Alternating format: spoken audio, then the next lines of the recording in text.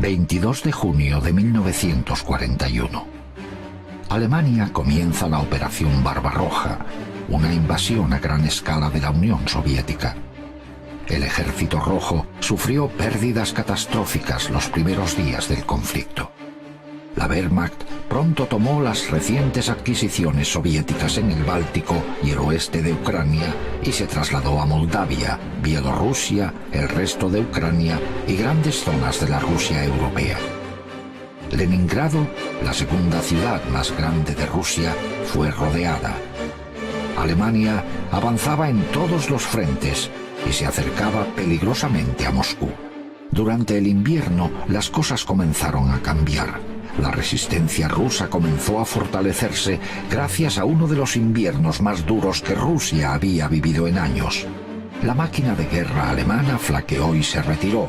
Tras un año de invasión, la guerra había cobrado un alto precio a la Unión Soviética. Millones de personas habían muerto o habían sido esclavizadas. Innumerables aldeas, pueblos y ciudades habían sido destruidas. Y Alemania emprendía otra ofensiva.